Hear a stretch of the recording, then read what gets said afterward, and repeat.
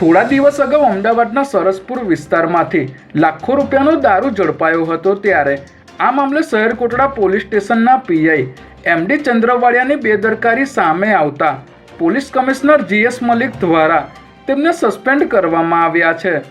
પીસીબીએ સરસપુરમાંથી 11 ડિસેમ્બરે સંતરાની આડમાં ટ્રકમાં લાવવામાં આવેલો 77 લાખનો દારૂ ઝડપી પાડ્યો હતો ત્યારે તપાસ દરમિયાન સ્થાનિક પીઆઈની બેદરકારી સામે આવી હતી, જેને પગલે પોલીસ કમિશનરે કડક કાર્યવાહી કરી પીઆઈ એમડી ચંદ્રવાડિયાને સસ્પેન્ડ કરવાનો હુકમ કર્યો હતો।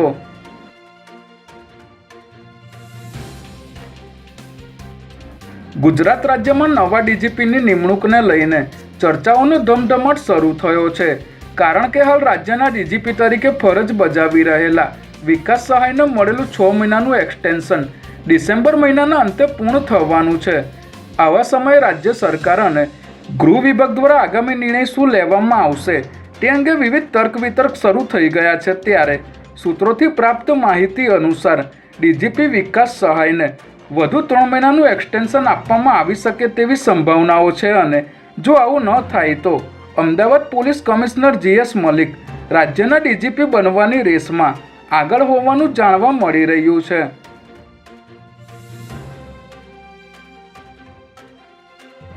નવા બનેલા થરાદ જિલ્લામાં કોંગ્રેસ ધારાસભ્ય જિગ્નેશ મેવાણીની 6 ડિસેમ્બરે સભા યોજાઈ હતી ત્યારે સભામાં એક જીઆરડી મહિલા જવાને જાહેરમાં ફરિયાદ કરી હતી કે તેમના ગાંઠના ઓપરેશન માટે પોતે પાટણની એક ખાનગી હોસ્પિટલમાં ગયા હતા, જ્યાં હોસ્પિટલના ડૉક્ટરે તેમની અને તેમના પરિવારની જાણ બહાર તેમના ગર્ભાશયની કોથળી કાઢી નાખી હતી। બાદમાં મહિલા વર્દીમાં કેનાલમાં આપઘાત કરવા જતા સ્થાનિક ગામના લોકોએ તેમને બચાવ્યા હતા ત્યારે ગર્ભાશય કાઢવા મામલે નવો વળાંક સામે આવ્યો છે, જેમાં મહિલા જવાનના આક્ષેપો ખોટા હોવાનું અને